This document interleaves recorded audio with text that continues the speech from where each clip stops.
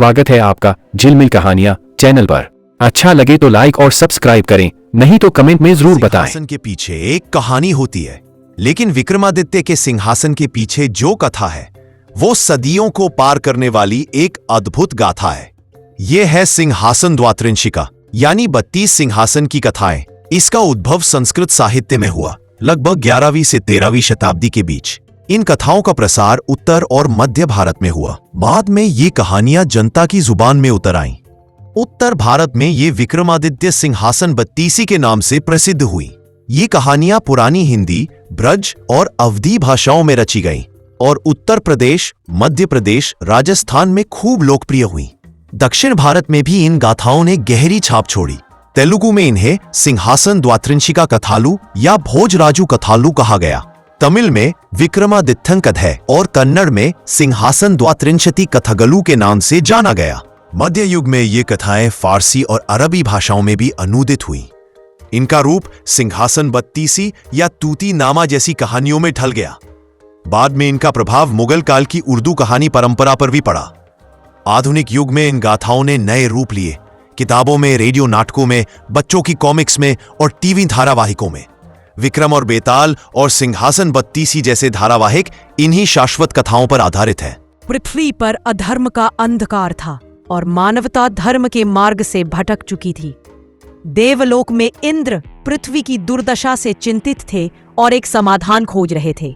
इंद्र ने एक दिव्य सिंहासन बनाने का निर्णय लिया जो केवल सबसे गुणी शासक को ही मिलेगा।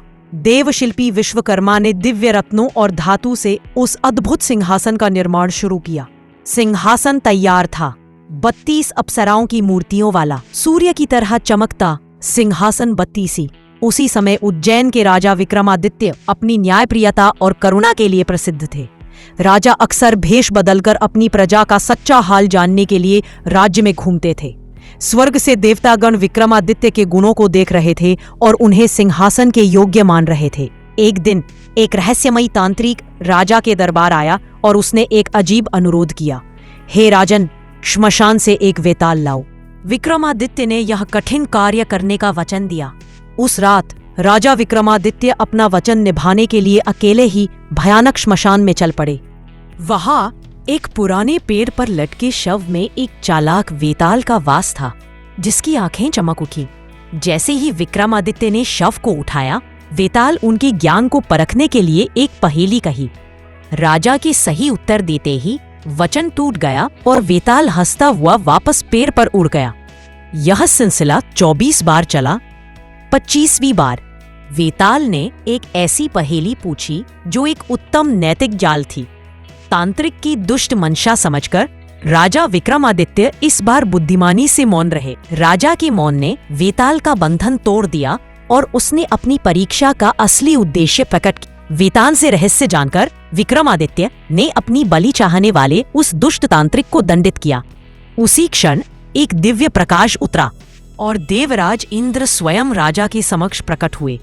इंद्र ने विक्रमादित्य के साहस, ज्ञान और अटूट धर्मनिष्ठा की भरपूर प्रशंसा की। तुम इस दिव्य सिंहासन के योग्य हो, इंद्र ने कहा और सिंहासन स्वर्ग से नीचे उतरा। इंद्र ने समझाया कि यह 32 अप्सराएं न्याय के मार्ग पर सदैव तुम्हारा मार्गदर्शन करेंगी।